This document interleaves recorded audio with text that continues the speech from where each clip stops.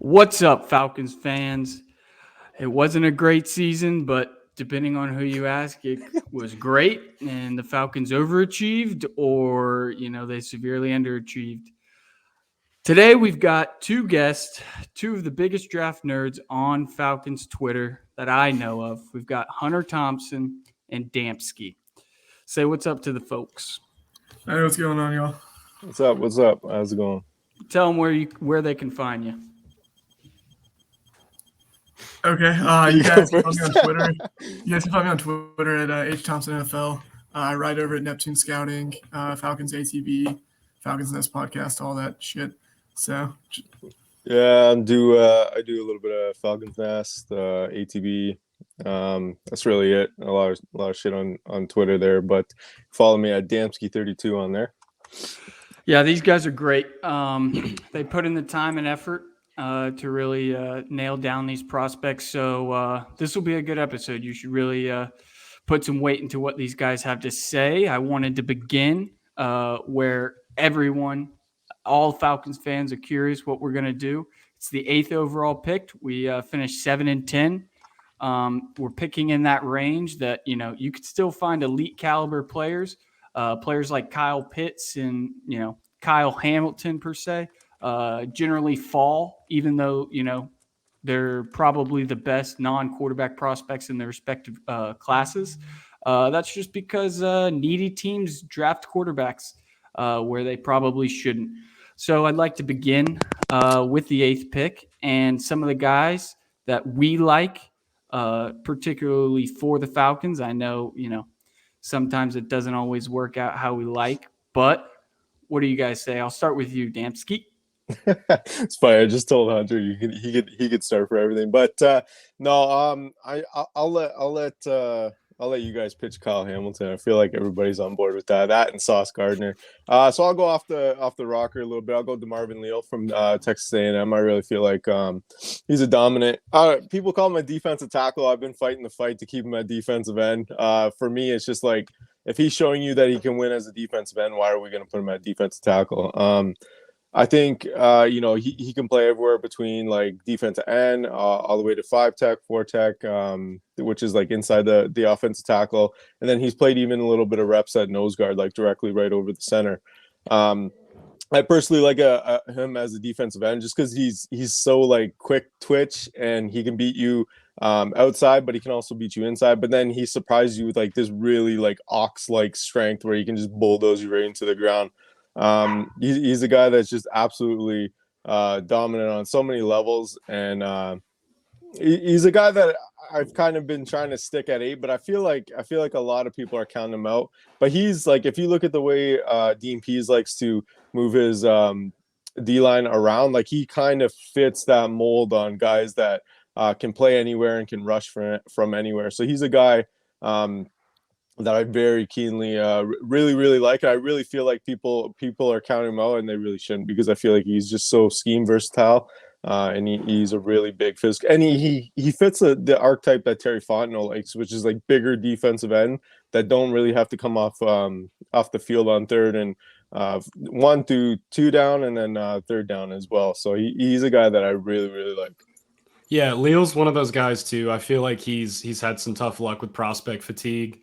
It's a real thing. You can do absolutely nothing wrong, but if you kind of just hang around where your draft stock is, you'll just draft naturally you'll just drop naturally because people are tired of hearing your name. There's always something new. Somebody new is gonna swipe in front of you. The next big thing's gonna come in front of you. You get pushed down the board, well, mock draft boards at least. But Leal's a great player, absolutely. Yeah, and I feel like, I don't know, people watched his Bama game and said he had a bad game according to PFF, and like, I have such a love-hate relationship with that website, because like you watch that game in the first half, he had four pressures, 2 sacks, and I think like 3 hurries. I just don't like, regardless of what he did the rest of the game, like he did his job that first half. So second half, they probably went to more chip blocks towards him and stuff. So therefore, yeah, his grade's gonna fall. But you look at it in a long standpoint, like he was still a dominant player in that game, right? You're talking about Nick Saban going into halftime and scheming against him. Like that's something that every guy can just shake off. Yeah. Yeah, Pro Football Focus is a very useful tool when it supports my narrative, and if it doesn't, then it's the worst thing out there. So That's exactly it. Yeah, you bring up a good point, though, that, some more casual fans might not totally grasp the concept of versatile defensive lineman. They might not understand what that means. Basically, Dean Pease runs a lot of even and odd man fronts. Mm-hmm. So what that basically means is there's anywhere from 3 to 4 to 5 guys lined up across the defensive front. So basically, what Adam is saying is Leal is able to go from an edge rusher all the way down to the zero technique, which would be head up of the center. That's extremely valuable in today's NFL. So let me just kind of paint a picture of what that could look like on the field. So because he's such a big-bodied guy, having him on the edge on early downs is very, it's good for defending the run and things like that. Whereas kicking him inside, where that 3 technique, 5 technique on obvious passing downs, that's where, Adam is suggesting that his scheme versatility could really be attractive to the Falcons. I like Leal. He's a massive dude. I don't think Terry Fontenot really can go wrong with the 8th pick, just because there's such a rich all the prospects that are, should be 1 through 5 are going to fall, because I guarantee you it happens every year that all these quarterback needy teams come up and overdraft a guy. This might be the year where, a quarterback doesn't get drafted in the top 10. I call bullshit. I mean, I've seen that a couple of times. I call bullshit. There's just like in the real world, there's dumb franchises and they will do dumb things. Wasn't EJ Manuel like the 8th pick? I was just going to bring up like EJ Manuel. Yeah, That's so I funny. think EJ was like 8 or 13 or something like that. If I wanted to say EJ can 13, go in that was any the other, draft, yeah. like in the first, in the top, whatever, 15, quarterback could go. Like, I don't know. I keep hearing rumors that 3 quarterbacks are destined to go in the top 10, which, like, for me as a Falcons fan, as long as we're not one of them, I'm like, send some prospects our way. Like, I would love that, right? Yeah, and you talk about playing inside out too. That's why I really thought Atlanta was going to be interested in Carlos Basham last year. Mm-hmm. He's kind of in that same mold. If you're familiar with Carlos Basham, he's a better player. Yeah, or he was a better prospect. Let me correct Basham myself was on one that, of my but- draft crashes last year. He went to Buffalo, all right. of course. Like, That but was yeah, a great pickup same for them. same thing. Yeah, exactly. I like, and like the reason why I like that is because if you look at like what the Saints have built, like I know we all hate the Saints, but their D-line is just so damn impressive. You guys just pumped out an article about Carl Granderson and Shai Tuttle. Like, those two would be like, I know they're depth pieces for the Saints, but those guys would be key contributors for us year 1. Yep, exactly. Hunter, who are you thinking for 8? Yeah, so I'm normally like on Twitter blasting between Kyle Hamilton and David Ojaba, but today I'm going to talk about David Ojaba because that's kind of who I've been on the past few weeks for a few different reasons. He's a dominant raw edge who has only been playing football since his junior year of high school. So there's just a lot of untapped potential there, I think. And I think having a DC like Dean Pease, he would know how to get the most out of him. Ojabo is a freak athlete, so he can drop into coverage, he can rush the passer, set the edge, he can do it all. And the thing that's like most appealing to him, or like for me, I guess, is the fact he can get Steven Means off the field. I'm so damn tired of seeing Steven Means on the field, and Ojabo would just be an immediate upgrade over our entire edge group as a whole right now. Yeah, you bring up a good point about dropping into coverage. I think most frustrations with Steven Means lie when he drops into coverage. Obviously, he can't get after the quarterback, but most casual fans won't, notice him getting stonewalled on every single play. They notice him in coverage when the ball comes near him and he just looks helpless out there. In Dean Pease scheme, you're going to have to drop your outside linebackers. And you make a good point that Ojabo is that versatile to be able to do that. Ade Ogundeji, I don't know if he is. He didn't look comfortable in it.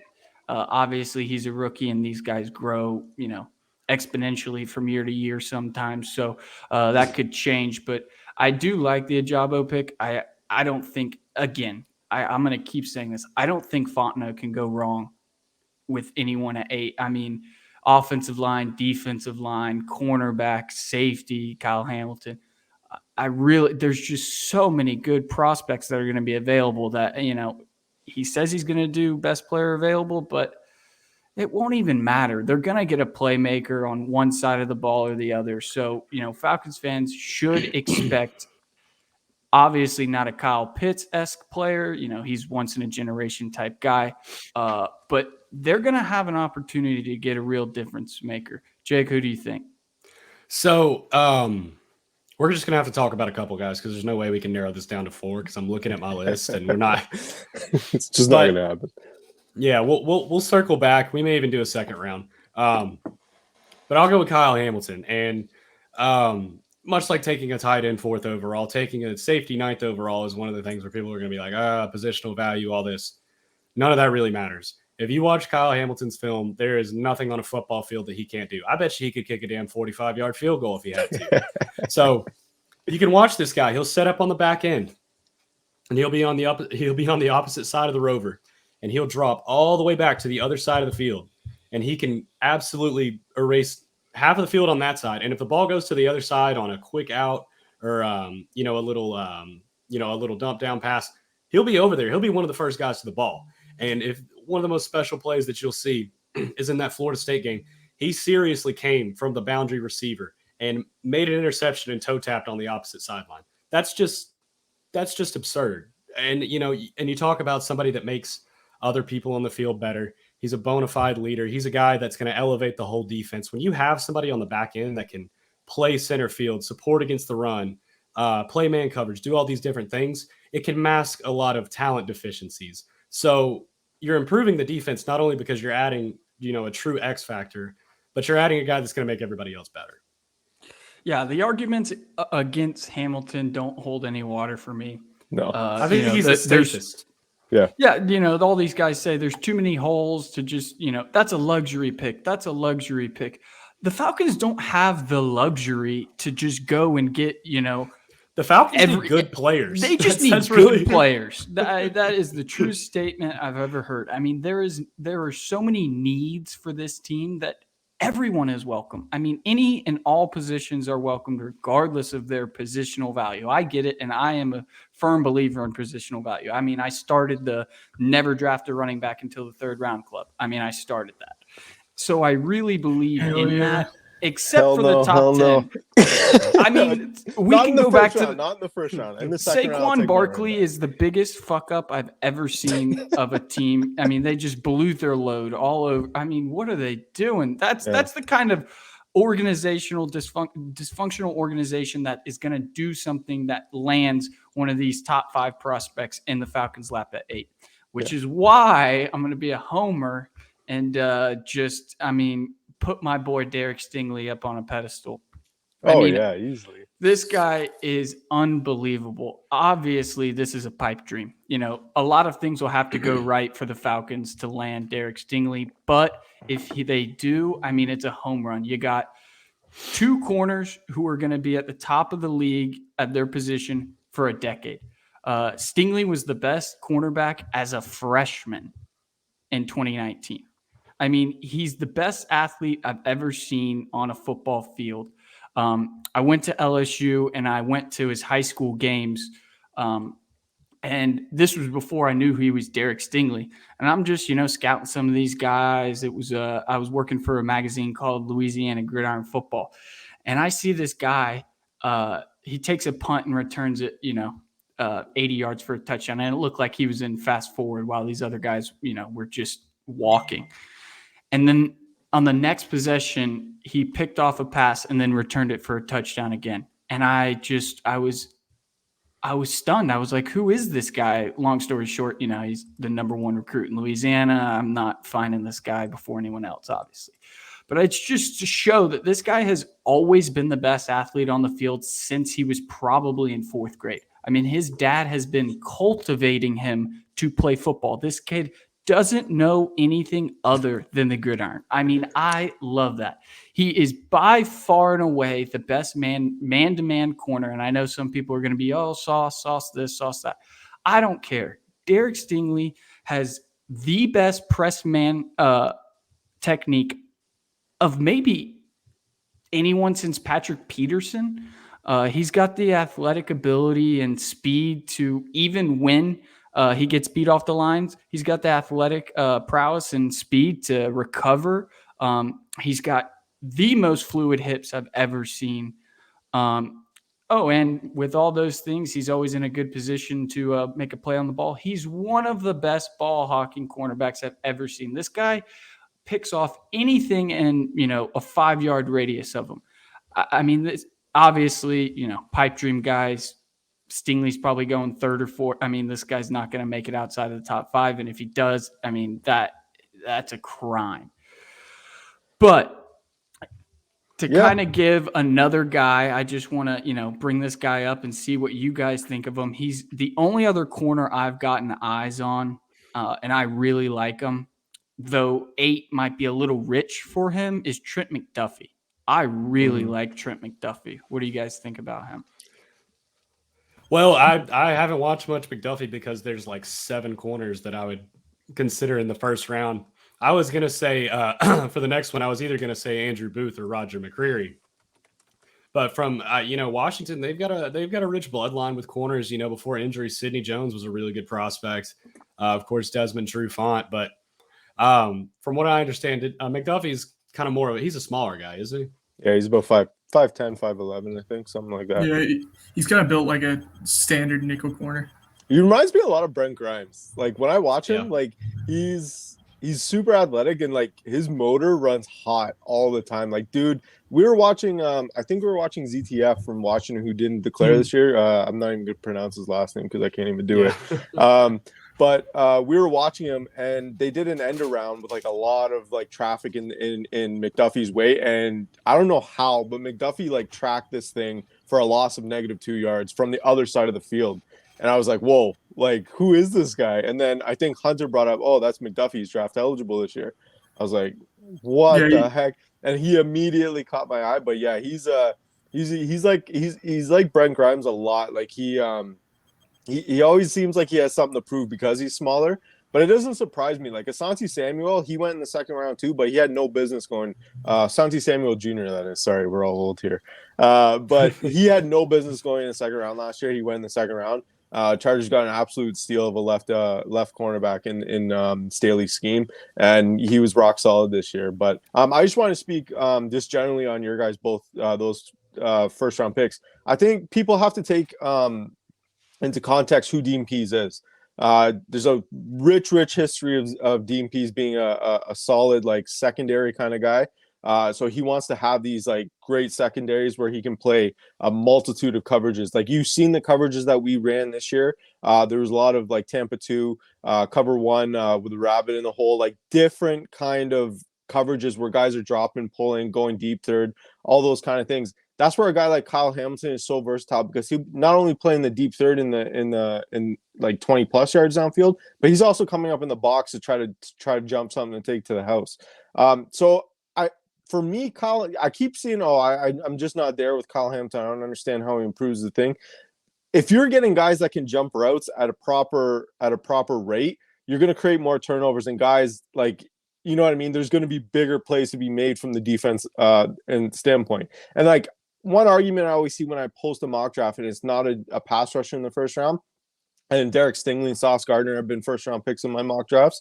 You got to understand, like, we've been playing a ton of man press this year. So he wants to get in your face and get ugly. Like a guy like Sauce Gardner, a guy like Derek Stingley, guys who like relish that opportunity to go one-on-one with you. Like those are the kind of guys that you need because they bring attitude, playmaking ability to get points on the board from a defensive standpoint. Like those guys are big guys that create in different ways. And you got to remember Dean Pease, like he's been saying, if you watch anything that Dean Pease has been on, he said he likes to create his own pressure. So he's sure of his coverages in the back end that he can create his own coverages with, I wouldn't say lesser talent, but that's what it is. Like, I'm not saying don't put any resources in there, but he probably thinks he can get a decent raw pass rusher in the third round, have him come in and give us some good solid pressures, or draft a guy in the second round like Christian Harris, the linebacker out of Alabama, who brings people to the absolute woodshed all the time.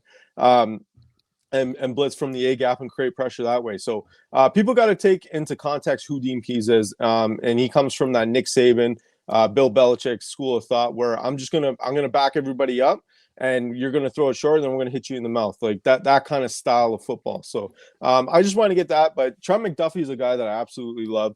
Athletic player. People are going to hate on him because of his height and weight. He's not 6'2", 200 pounds, like how everybody wants the corners to be. And honestly, yeah, like I do too. But whenever you see an athletic corner like that, he obviously catches your eyes, because a guy like Brent Grimes, a guy I wish we never ever got rid of, just because he was such a solid playmaker, is a guy that I absolutely would love here.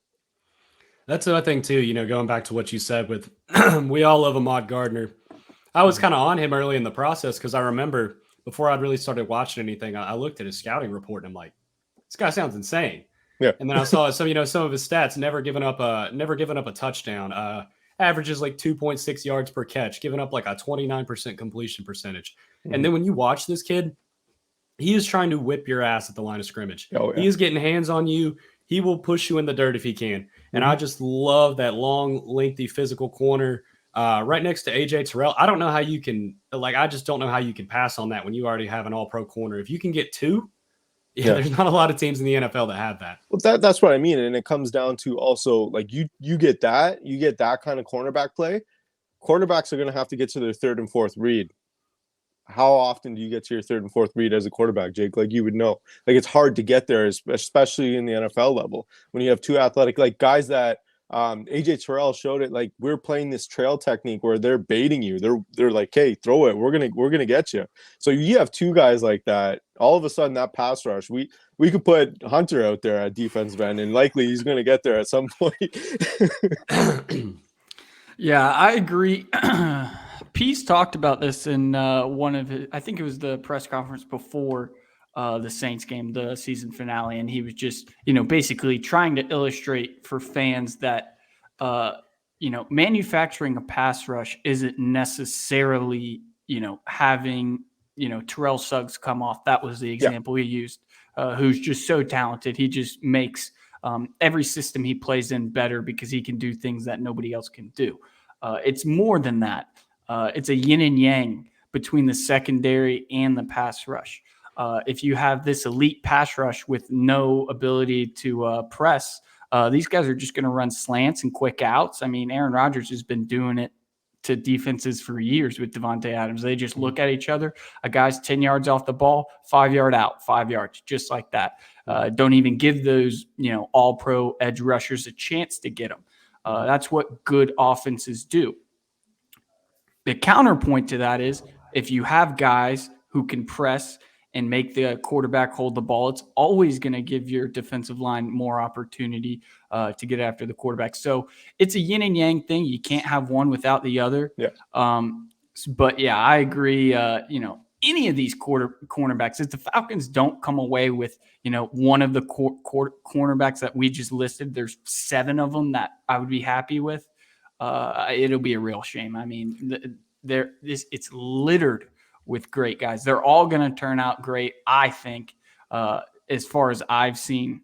That those elite cornerback prospects. Yeah, and one of the last things I'll say before I pass this on to Hunter, Andrew Booth is absolutely in that category too. Andrew Booth is a monster, huge corner, great ball skills.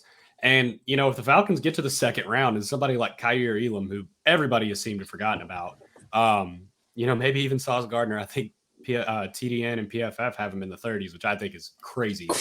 But if one of those guys is there in the second round and they already took a corner, I wouldn't mind taking a third one. A lot of people probably wouldn't like it, but when you talk about taking the best player on the board, you talk about Richie Grant, Isaiah Oliver potentially coming back, Jalen Hawkins. That's a nice looking young secondary. Mm-hmm. But Hunter, you got anybody else you want to highlight before we move on? I mean, I was just going to kind of talk for a minute, about how good this edge class was too, and the CV class, the yin and yang thing.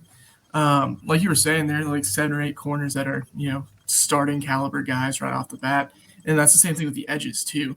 We have Ojaba, Hutch, Carl Loftus, Tibbs, and then not to mention all the kind of tweener guys like Trayvon Walker, Marvin Leal, And then in the second round, you got like Myjai Sanders, Kingsley from South Carolina. And like, it's such a good class that I don't think there's any way to fuck up our first 2 picks, is provided you go CB, DE in some way, shape, or form. Absolutely. As long as you go that way, you're going to be adding to the defense in the exact way that Dean Pease wants. And I don't think we'll fuck it up, but there is a way. It is Atlanta. We have a tendency to do that. But I think the Falcons know better than to take a quarterback, and I think taking a quarterback at 8 would really be the only way they could really nosedive this draft. Unless I can't do it, man. If we take No. I can't do it. If we take a quarterback at 8, like I don't know where you guys were about quarterbacks last year, but if we like pass up at the prospect of like Fields or Mac Jones for like Sam Howell, I'll be really upset. And like I like Sam Howell, but I don't like him 8. Sam Howell, like, you know what I mean? The only one I really do like is Matt Corral, and Matt Corral is not worth the 8th pick. I would take Matt Corral at 25. Yeah.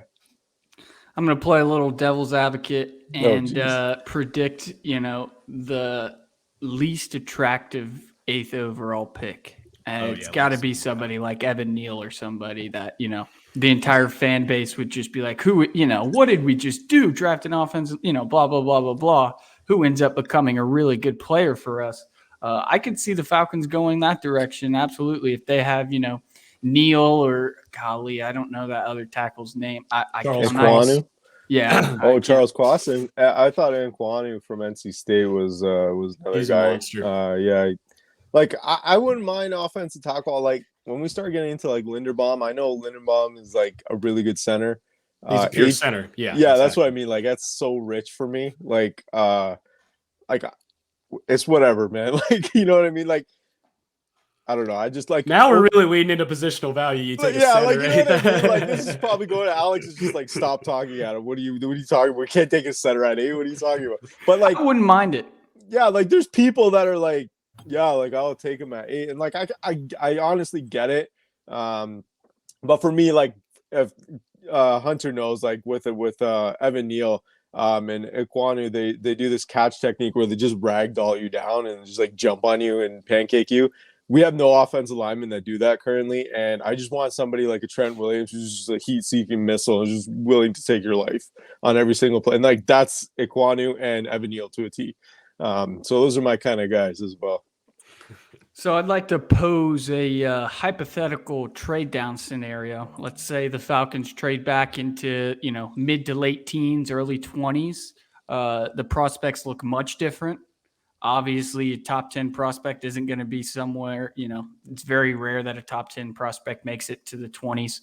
But let's get into, that hypothetical. What if the Falcons trade down? Who are some other prospects that will be available in the middle to late first round that would be there in that case?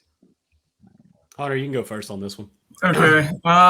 A guy that I would probably be really intrigued by if he's there is Jordan Davis from Georgia. Oh, you son of a bitch. No. I mean, like, I think Jordan Davis is an elite defensive tackle prospect. I don't know if I love him at 8 just because you can only value a nose tackle so highly. But if we're picking at like 15 or something and he's there and we can grab him, I'm very much on board for that. Elite run stuffer, just freak athlete who we can do a lot of different things with. He'd open up the lanes for Dean Pease's A-gap blitzes. He'd take pressure off Grady Jarrett in a lot of ways and times. And I think it would just open up a lot of our defenders to potentially overachieve from what they did this year. Yeah, that's probably who I would pick, is probably Jordan Davis. What about you, Adam? I'll go. I didn't want to get Georgia Homer here, so I won't. I'll with the hometown podcast with you guys. So I don't know. I'll say Charles Cross. His offense tackle I liked. He looked like initially when I first started watching him, he looked really light in the pants. He's surprisingly like really athletic and really strong at the point of attack. He's just got small legs, which is so weird for an offensive lineman. But he's just a quick, really good for the outside zone scheme that we're going. That can really get outside, seal those second level blocks.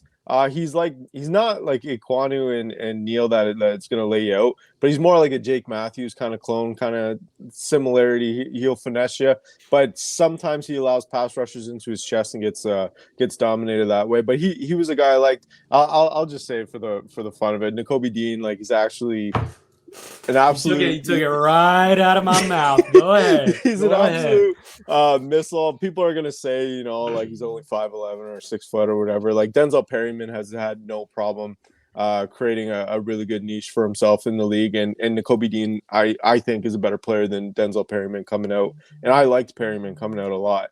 But he's just like anything you want him to do. Like, I feel like if we said, here's a brick wall, run through it, Nakobe Dean would do it for the team, right? Just seeing him and Tyndall in the Natty, and he just fully held him accountable. Like, when was the last time you seen a Falcons defender do that? Like, hey man, get your head on straight. We're trying to win here. Like, this is what we're trying to do. To me, I love Foy, but I think Dean comes in and would just be an absolute asset. Like, even though I don't want an off-ball linebacker, I could totally get Nakobe Dean in like that 15-16 range if that's where he goes.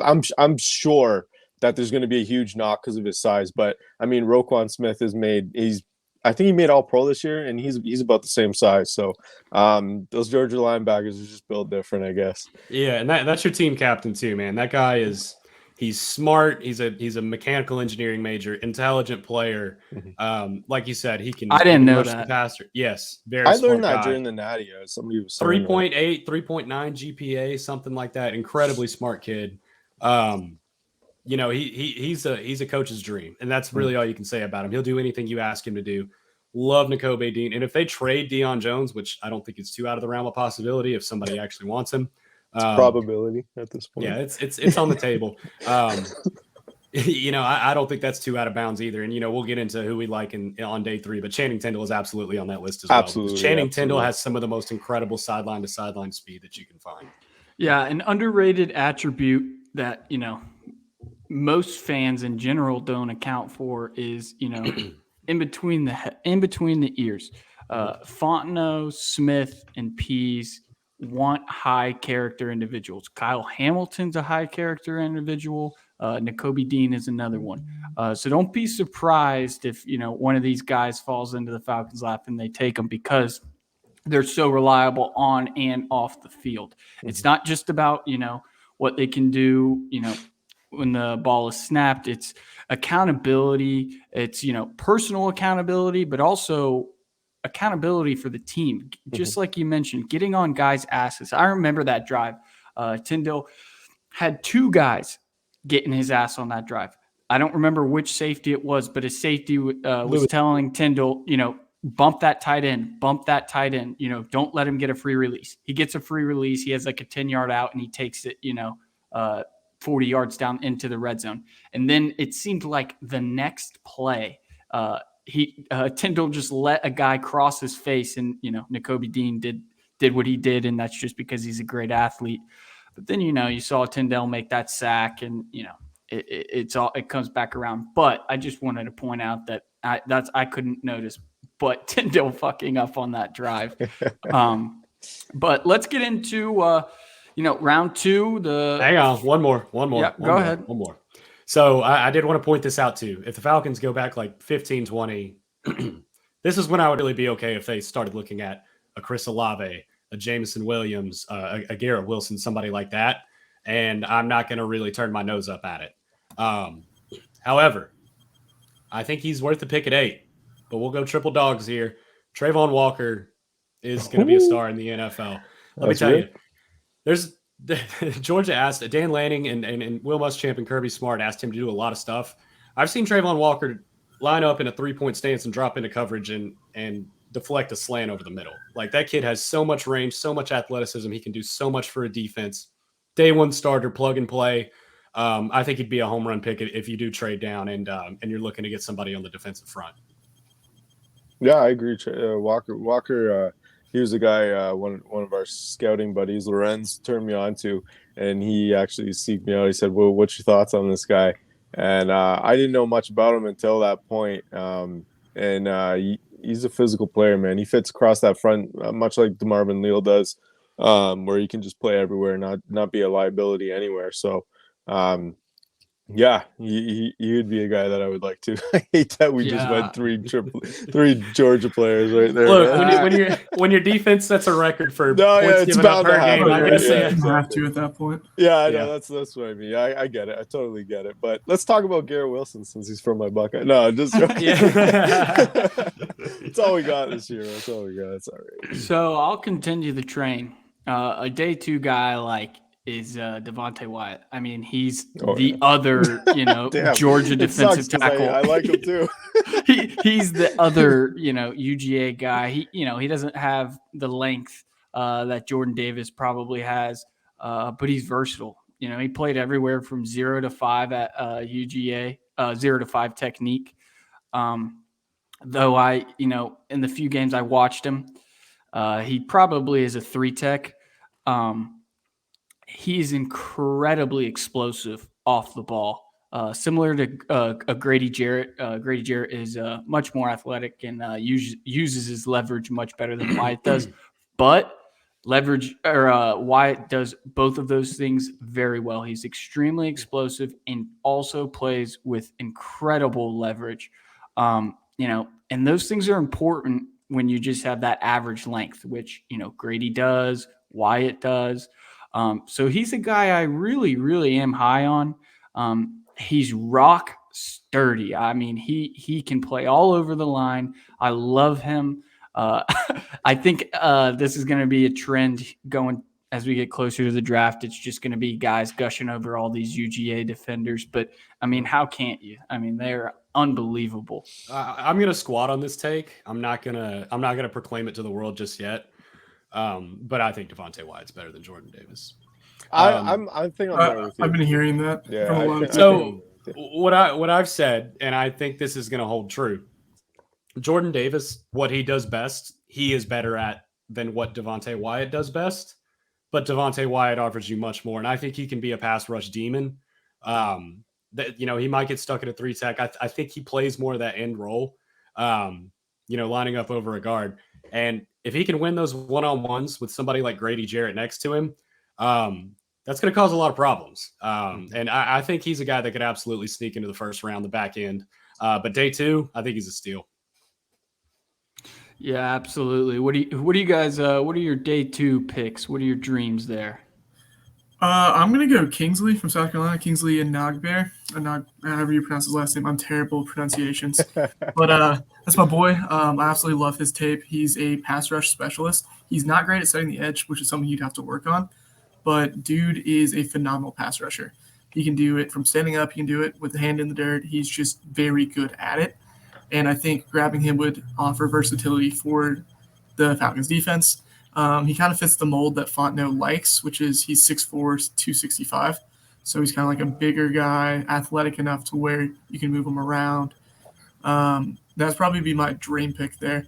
Another name I'm going to throw out real quick, though. I don't think I'd mind Sam Howell in this range, to be honest with y'all. Okay. He's mobile. He's got a decent arm. I think he's going to Justin Herbert us because this year he had no weapons, no O-line. I think he has the potential to be a solid starter, and I wouldn't mind him in the second round. Adam, who you got? I'm usually a pass rush guy, but I'm going to try to avoid pass rush today and go actually, I guess I'm not. But Travis Jones, he's an interior defense lineman out of UConn. A lot of guys don't know about this guy, but he's I think he's 6'4", 340 or 330.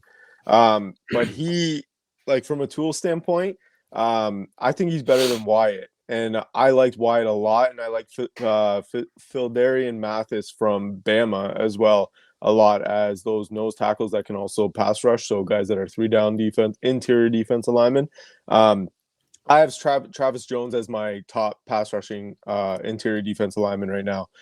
Just his combination of power and his hands is something that you don't see too often, and I'm not quite sure why the hype's not there yet with him. It could be something where he just needs more exposure through the draft process. But when people see that he's about 6'4", 6'5", and 330, and he moves laterally as well as he does just going straight. They're going to be all in on this guy, and he's going to be a guy that has like a 15-year career because he can just get after the pass rusher or get after the quarterback very, very well. He's nimble. He can work stunts really well. So I'm just envisioning him and Grady Jarrett working off of one another from the interior and just absolutely collapsing pockets. And that's something that I'm all in on. So he's a guy at a UConn, not obviously like a school that pumps out massive talent, but he's a guy. And then in the run defense, like he just stonewalls he two gaps for UConn, covers two gaps, jacks as a man, and then he moves where he wants to go, and he's pretty quick across that D line as well. Another guy I absolutely loved was Darion Beavers from Cincinnati. If you look at the way Dean Pease wants to use his inside linebacker, Darion Beavers fits that mold really, really well. Like he's like a Dante Hightower type of player, where he could play on the edge, he could play as inside linebacker, and he can blitz a multitude of ways, but also not be a liability in coverage. So Darion Beavers, 6'4", 255. I think if you look at the way that we run those 3-3-5 sets, and we're using Foy kind of in that mix, where I would rather Foy drop back a bit more. Darion Beavers would be such a great fit for the scheme, and like he's personally probably my besides Ojaba as the jack pass rusher, Darion Beavers would probably be my ideal inside linebacker for what Dean Pease is trying to do. Yeah, and you bring up Travis Jones and the way you described him reminds me a lot of Damon Harrison. That's kind of who I was hearing whenever you were describing him. Yeah. Harrison didn't put up a ton of sacks, but I feel like he's that big guy that's going to eat up space and has freak athleticism. Oh, he's like, I honestly, if you're into watching draft prospects from the all-22 standpoint, he's got reps where he's just absolutely mauling offensive guards, and he got double teams this whole time, but he still maintains his two gaps, which is he's an ox. Like I refer to him as an ox, like I did to Marvin Leal. If we had a situation where we had Leal on the end, Grady and Travis Jones in the middle, that's a lot of beef up front, and ain't nobody running on that. All right, Alex, you go ahead.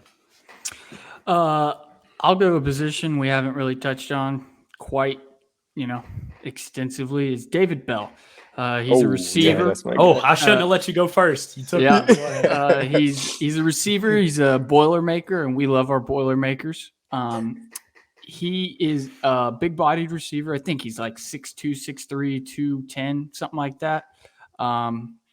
He's got incredible body control. He's a threat after the catch, which is important in this offense, or Smith's offense. I think he had maybe like 95, just under 100 catches with like 25 broken tackles. So breaking a tackle on 1 in every 4 reception is impressive. I don't care who you are. And he fits the mold of an Arthur Smith wide receiver, similar to, that A.J. Brown-esque guy, that real physical, big body guy, can run the digs, can run those in-breaking routes and put his body on the line, willing, not only able to, but willing to. David Bell is a guy that, is going to be available on day 2, round 2 or 3. I don't know.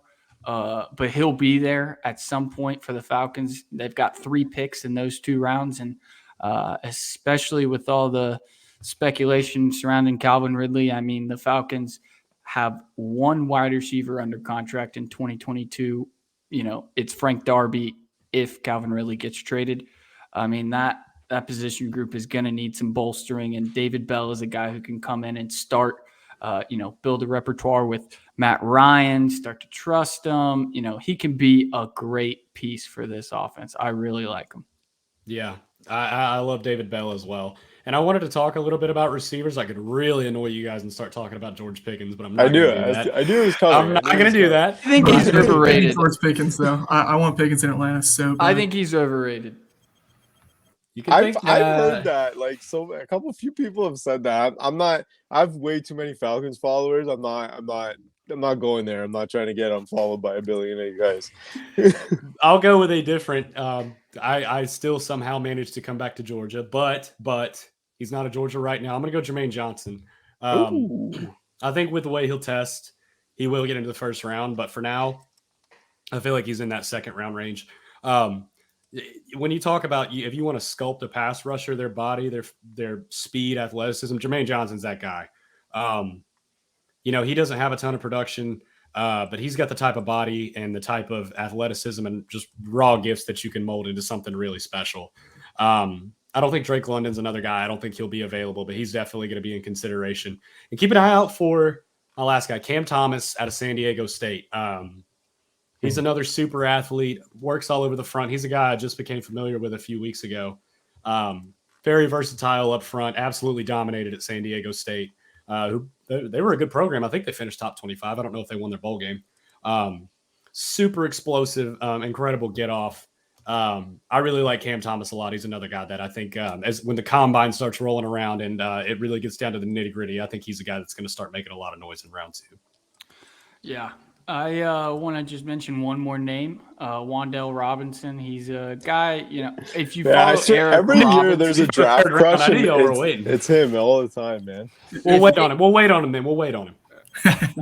And if you follow Eric Robinson, he works for the Falcoholics sometimes. This guy, he's obsessed with Wandel Robinson, and rightfully so. He's electric. He is lightning in a bottle.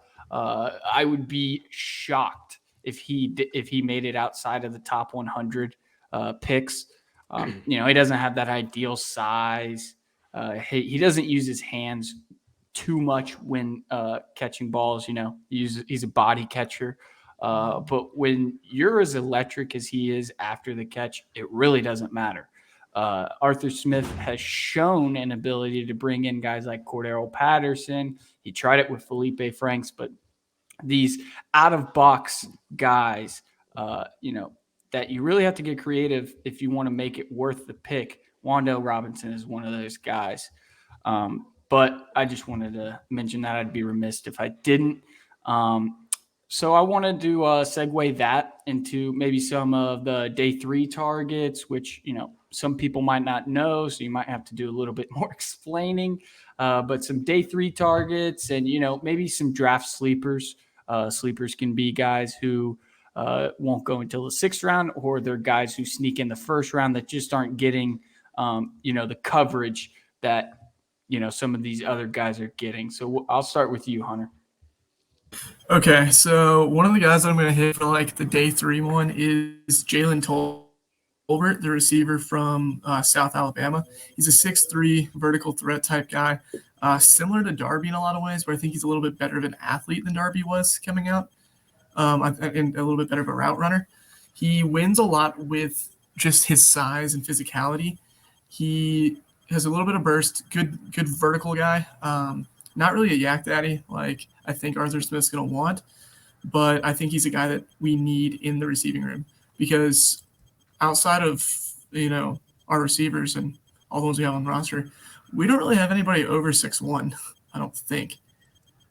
And Tolbert being 6'3" gives us some blend of size and speed. That would be essential for, Matt and whatever quarterback we get after Matt, going forward. And then the other sleeper I have is Perrion Winfrey from Oklahoma, the defensive lineman. I just think he reminds me a lot of Neville Gallimore. And I think he's just going to shoot up draft boards and have an incredible week down in Mobile at the Senior Bowl. I think he's a guy who isn't really getting enough attention right now, but I think he's going to shoot up, and he's an incredible athlete, just incredibly disruptive, violent at the point of attack.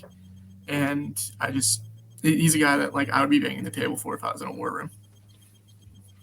Yep. Adam? Yeah, I'm looking through these prospects. I'm thinking Hassan Haskins from Michigan. I fucking hate that school, but it is what it is. The kid's a physical. I kind of referred him. I comped him to Latavius Murray. He's that kind of stand-up power runner that is really, really tough, and he always falls forward. He's not going to get you those 70, 80-yard runs like everybody wants, but he gets that dirty work, and he can work the power in the inside zone stuff that we run. But I hate to go back to the woodshed here with Georgia. But James Cook, man, you look at the way that we use Cordero Patterson, and hot take, I don't know if we should bring him back or not, just because the money's a little bit messed up right now. But James Cook in that kind of role, I really feel like there's a lot of tread still on those tires coming out of Georgia, and I really feel like seeing him in that kind of featured receiver. So I call it offensive weapon. Most people call it offensive weapon. I really see him being really, really good in that kind of role. Just being able to get the ball in space. Like people don't realize Arthur Smith did a good job of that. We just didn't have those playmakers to make those extra, that cut to make another 10 yards. James Cook is that guy. He'll make you miss in a hole. He'll make you miss out wide. He's a really good player. And we're going to have to talk about tight ends, whether we like it or not. Arthur Smith's got an affinity for tight ends. So I don't know if he goes day 3 or not. But damn, what's his name? Jeremy Ruckert from Ohio State, from my own school. But I think he's that 3rd, 4th round cusp player around there, just because Ohio State doesn't use their tight ends, so he didn't really get the receiving options, and you're not really going to get balls over Olave, Garrett Wilson, and Jackson Smith-Jigba. So that's just he was just a byproduct of a good offense, right? So, but he is a good blocker. I don't think we bring back Hayden Hurst. I'm sorry, Hunter. I know that hurts your feelings. But I really feel like we're going to be looking for that tight end too, whether it be in free agency or whether it be in the draft. We played a ton of 12 personnel, so that second tight end is going to be on the field. Lee Smith retired per Kyle Pitts, actually, which is pretty crazy. Yeah. So he retired. Hayden Hurst probably not coming back. I do like Jesse Parker, but I don't think he's a tight end 2. He's more of that tight end 3/ H-back. I think a guy like Rucker would be a really good gamble with big upside, because he has a good athletic profile. He has really good hands, and he can block. He just doesn't got the stats to go with all that. I'm really scared that at the Senior Bowl he's going to light it up, and then he'll be a 2nd round pick all day at that point. But he's a guy that I could see. A guy that I'm going to touch on, but me and Hunter found out he's got some off the field stuff with Sam Williams from Ole Miss. He's an absolute rock star pass rusher. Nobody really talks about him. I think it's like an elephant in the room with his off the field stuff. I'm not going to sit here and speculate, but that's just what I heard from a source that Hunter and I really trust. So that could drop him down a little bit. If obviously you figure things out, he could be a steal on day. That's typically special teams in day 3, or guys that have off the field problems day 3. That's typically how it goes, right? And I think Sam Williams fits in that mold. But he's a really, really good pass rusher. Anybody that follows my Twitter knows that I absolutely break down pass rushers like crazy. Sam Williams actually got a day 2 grade, a 2nd round pick grade for me. But with that off the field stuff, I'm just gonna have to figure out if that's true, and if it is, then he's obviously gonna tumble down the draft board a little bit. Yeah. That's a good point. Tight end is a sneaky need in this upcoming they're all sneaky season. Needs. We need them all. Yeah, they're all sneaky needs. we need everything. I'm the biggest Lee Smith, Mercedes Lewis advocates. I mean, give me all of those guys. Mm-hmm. I love them. So Lee Smith leaving is a bigger deal than people, some fans are probably talking about. The guy's a 6th offensive lineman. He's a big deal. But I wanted to talk about a guy that I cannot pronounce his name, so excuse me if you know him and I say his name wrong. But it's a Nebraska wideout. His name's Samori Tor. You've never heard of him because Adrian Martinez is a bum. Nebraska's passing offense was completely inept under him. But Samori is electric. He's huge. He's that 6'3", 200-pound ex-receiver the Falcons are missing. He's a great deep threat. He can track the ball. He's shown an ability to track the ball downfield, but he's also good after the catch. Obviously, I'm saying all these positives, and you think, well, why isn't he, 2nd round, 3rd round, 4th round pick? He might be. You know, it's scouts' jobs to find these guys that nobody else finds. I guarantee you this guy is on people's boards and is going to surprise some people in the league. I really, really like him.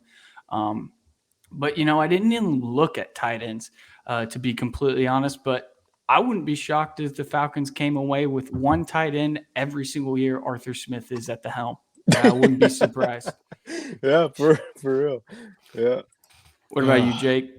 So since you shouted out James Cook, my Alvin Kamara light, I'll shout out Haskell Garrett. I like him too, especially late. Haskell Rascal, my guy. I mean, just a late interior defender. I feel like that's a pretty safe pick. He plays with a lot of energy. He's got a high motor. And obviously there's some injury concerns here, but you can't really ignore Justin Ross potentially falling down the board. Yeah. That's a potential impact receiver late. And then, of course, before I get to the last guy that is going to turn some heads, I would say I wouldn't really be surprised if they look to draft a right tackle to groom behind Caleb McGarry because he's likely gone after next year. Rasheed Walker, Tyler Vrabel, Mike Vrabel's son, and who was the other one? Jackson Kirkland's another name. There's a couple of those guys. Max Mitchell out of Louisiana. You know, a couple of right tackles, swing tackle proteges. Especially I love Max Mitchell. He's one of my huge sleepers. Him and the UTSA tackle. I absolutely love Spencer Bradford or something like that. I was a big Spencer Brown guy last year, and he's been killing it with Buffalo. But somebody that they can groom behind McGarry, that maybe move on from Matt Gunner. I don't know. Obviously, they like him to some degree. The running backs, Breece Hall, guys like that. Tyler Beatty. Brian Robinson, man. I'm a big fan on Brian Robinson though. Brian Robinson's in there, man. But James Cook, man, I'm telling you, he's got that Alvin Kamara potential, and I don't think he'll go day 3, obviously, but I'll shut up about Georgia players after this. But Darion Kendrick made him some money in the playoffs. And he would be a great corner if you're talking round 3 or round 4 if he's still there. And Bailey Zapp. It's the last guy I want to talk about. So I was big on Grayson McCall. I was huge on Grayson McCall because I basically said Grayson McCall, he's a guy you could probably get in the 5th, 6th round, and he'll be like a Gardner Minshew. He's a competent backup quarterback. A lot of energy, smart, teammate seems to like him. Bailey Zapp, man, you really can't ignore the numbers he put up, and it's a bad quarterback class. The guy broke Joe Burrow's FBS records, and nobody really batted an eye. Goat. He's just a guy that I feel like can run an offense. And if you're talking 5th round, 6th round, if he's still there, I think that's perfect. That's a perfectly appropriate time to take a swing on him, especially if you can trade somebody and get some extra picks or trade back, get some extra picks. I think he'd be a perfectly fine project quarterback. He can move a little bit. The thing is, I'm going against my own principles. I always say when you're drafting quarterbacks, you want them to have something special about them, some kind of trait. And Zapp really doesn't have that as much. He's got a decent arm, but, I mean, he's got the production. You can't ignore the production. He seems like a good kid, seems like he can run an offense, seems like a smart guy. I don't think it would hurt. Yeah, that's a good segue to our last little topic. If the Falcons acquire more picks, that would be a good pick. So, do you think the Falcons acquire more picks and how? We know that they did so. Terry Fontenot did in his first draft as Falcons GM. He traded back with the Bills, was it? I don't know who it was. It was the Broncos. No, it was the Broncos because they got Javonte Williams.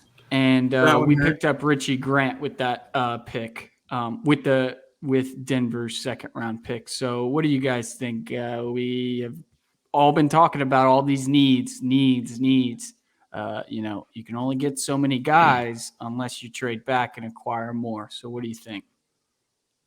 I think the big elephant in the room is Calvin Ridley. I don't know. I know he sat out for mental health, and I obviously care about him, and I hope he found whatever he needed to do and got better with it. But if it's true and he's ready to move on and we're ready to move on and it's a mutual part ways, I still think you get a 1st round pick. He was a 1,400 yard 10 touchdown receiver. I'm just not letting him go for a 3rd. That's just not happening. He's a top 5 route runner in the league still to this day. I don't care what he missed. He can be a Stephon Diggs for a team that's looking for a receiver. Like a good example is Philly and the Jets that they have a young quarterback, needs guys that can create massive amounts of separation. that can take vertical shots downfield, and that's what the Jets and the Eagles want to do. So like I really feel like he fits those two schemes well. But you're just gonna have to figure out a way to give me a first or at least 2 seconds, something like that. And I like people will be upset at Calvin Ridley and whatever. Like if you want to be upset at him, go ahead. Like it's whatever. But if you look at it from like a roster building standpoint, it's completely irresponsible for us to pay $20 million for a luxury item like Calvin Ridley. And I absolutely love Calvin Ridley. So if you can nail down another first round pick and then you bookend that with getting like a Jordan Davis to go with Ojaba or something in the first round, like honestly, regardless if Matt Ryan can't make that work, in the long haul, that's going to make our team better. And I think we can all speak like we just want to see the Falcons win the Super Bowl. We start winning in the trenches. Like New Orleans Saints had fucking Jake back there for quarterback half the season, for all we know, and they still managed 10 wins, right? Like, you know what I mean? Like, it's if you have good trench play, you're going to be a good team, and you're always going to be in the hunt. So if we can get that mentality here, and we get a first round pick for Calvin Ridley, which I'm advocating for left, right, and center. Like like I said, it's really hard for me to go for anything less than a first round pick. That and I think Deion Jones, he's gonna net us like a 4th or 5th, which is always fun. Like I know we got Drew Dahlman and Taquan Graham. Taquan Graham's a guy I really like on that D line. I don't want to forget about him when we're drafting and doing off season lookouts this year.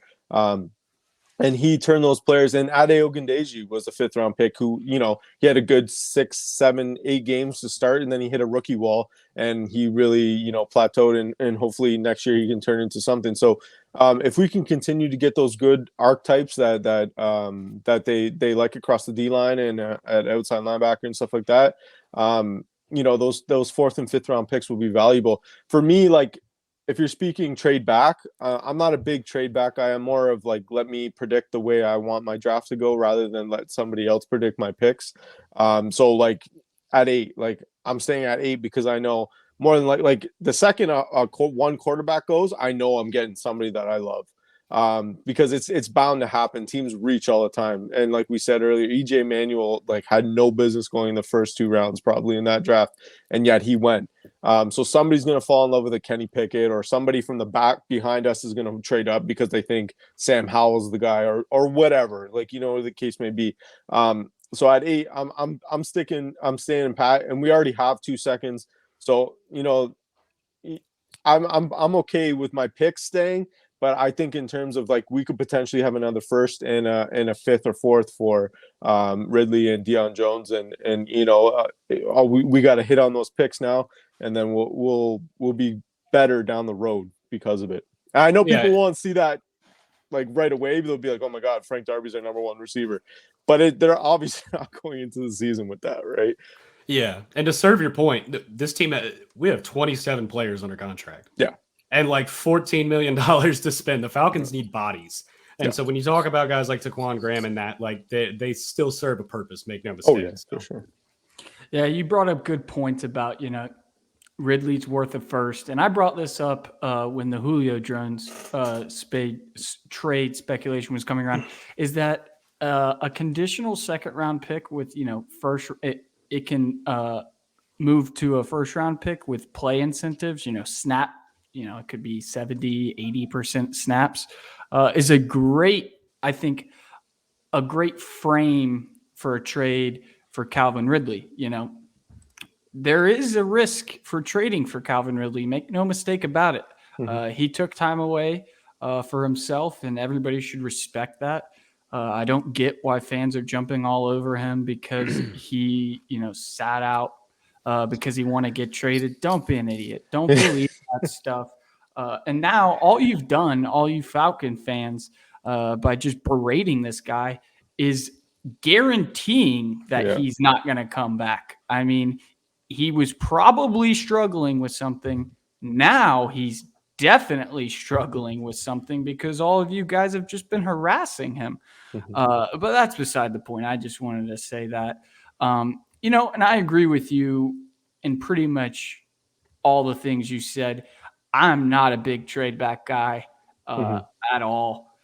If you believe in your big board, and that guy comes on at 8 and you pass on him just to get 2 guys instead of that one guy, you could really, get yourself into trouble. I don't agree with it really in any scenario outside of, somebody offering 3 first-round picks to get a quarterback at 8. It's just not going to happen.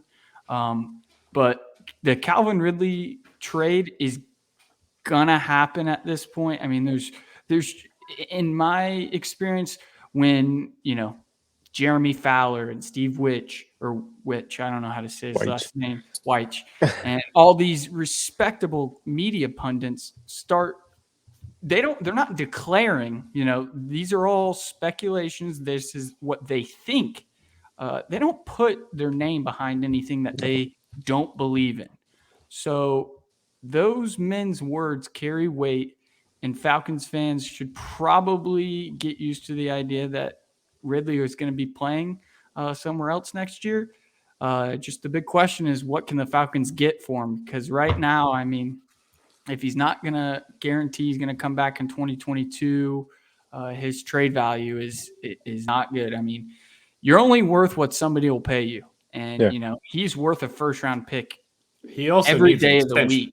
Yeah, he's worth a first-round pick every day of the week, but it might not be that day of the week. So so my ideal scenario, I would say with Calvin, you can't tell me Philadelphia watched that playoff game with J.J. Arcega-Whiteside and Jalen Reagor looking like they've literally never played football before. You can't tell me they're not thinking about that. I think the lowest first round pick they have is 18. I could be completely wrong. Hey man, give me that. Something around there, whatever it is. Whatever their lowest first round pick is to swap for Calvin Ridley when they have the cap space to extend him. I feel like that's a pretty even keeled deal. And if you look at a team like the Jets will probably be picking. I know they swap up the order in the first and second rounds. They're probably picking in the top 4 of the second round. I feel like that's almost a first round pick. That's pretty reasonable value. I could live with that. But I think if somebody offers you either one of those, I think you get the paperwork done before you're even off the phone. I feel like that's just an easy decision. You can get a Drake London, a Jahan Dotson, a Wilson, and a Olave. You can get an immediate replacement, or you can get a defender, somebody like that, and work through free agency. But Deion Jones offloading, that would be immaculate. I would absolutely love that. And that's the thing. I do want to push back on what y'all said about trading down. I think it's okay if, like, I think it was Kevin from the Falcoholic. I think he said today that he had him moving back to like 12 maybe, and he picked up number 42. And if there's somebody that you really like, and that if you really like, just say like Roger McCreary or maybe Trayvon Walker or somebody like that, and you're kind of okay with a lot of your options, I think that's fine. But, we're not going to know. If Kyle Hamilton's sitting there at 8 and somebody's calling about a trade back, I'd just hang up. So that's so it really just all comes down to the war room on draft day. But Hunter, do you have any thoughts on it? Yeah, I mean, I'm not a big trade back guy. I think you kind of do yourself a disservice. Like, obviously, if there's nobody on the board that you're in love with, then yeah, trade back if the option's there. But I think you're doing yourself a disservice and kind of doubting yourself and doubting your big board if you're going to be passing up on like some top guys that are there. Just because I think quality over quantity is very, very important when it comes to drafting. And that's why I'm not a big fan of the trade backs, because at that point I feel like you're selling out on just trying to hit on dumb luck as opposed to actually doing the job. So that's kind of how I am with trading back.